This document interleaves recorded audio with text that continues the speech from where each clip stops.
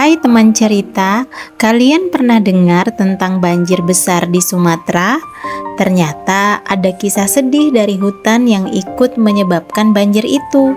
Hari ini kita dengarkan cerita dari hewan-hewan hutan yang sedang kehilangan rumah mereka.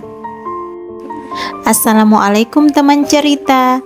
Hari ini ibu mau cerita tentang apa yang terjadi di hutan Sumatera dan kenapa banjir bisa terjadi.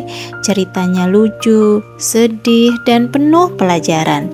Yuk kita simak sama-sama. Di dalam hutan Sumatera tinggal 4 sahabat hewan. Rangga, orang utan kecil yang ceria, Sela, harimau betina yang gesit, Rangkong, burung besar dengan paruh panjang, dan Arga, gajah besar yang bijaksana. Hutan adalah rumah mereka. Mereka sekolah, makan, dan bermain di sana. Di suatu hari, Rangkong panik. Pohon rubuh dan banyak sekali suara mesin. Teman-teman, pohon kita ditebang. Rangga ketakutan. Ayah, kenapa rumah kita jatuh?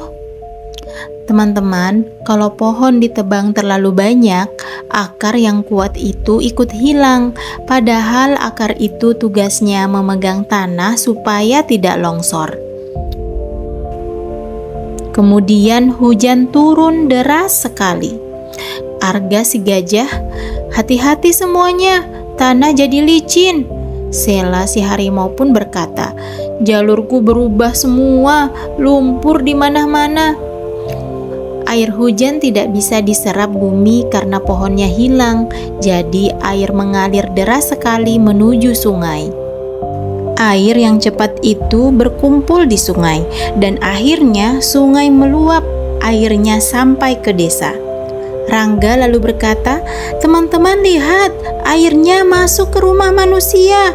Si Rangkong pun juga berkata, ini terjadi karena hutan kita rusak, tanahnya tidak kuat menahan air. Hewan-hewan bingung, manusia di desa juga bingung, semua terkena akibatnya. Lalu semua hewan-hewan berkumpul di tempat tinggi. Arga berkata, kita harus bicara, kenapa ini semua terjadi? Sela pun dengan sedih berkata, hutan kita dulu rindang, sekarang gundul. Rangga pun juga berkata, aku kangen tempat bermainku. Teman-teman, hewan akhirnya menyadari bumi harus dijaga bersama-sama.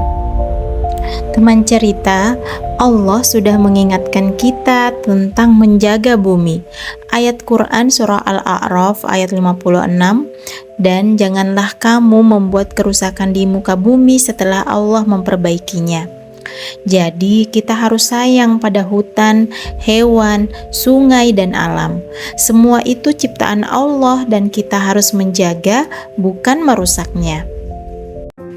Tahukah teman cerita, menjaga bumi itu mudah kok. Kita bisa menanam pohon kecil, hemat kertas, tidak membuang sampah sembarangan, dan hemat air. Kita juga bisa mendoakan agar hutan Sumatera kembali pulih dan banjir tidak terjadi lagi. Baik teman-teman, terima kasih sudah mendengar cerita Ibu Hawa hari ini ya. Semoga kita semua jadi manusia-manusia yang sayang bumi. Sampai jumpa di cerita selanjutnya. Wassalamualaikum warahmatullahi wabarakatuh.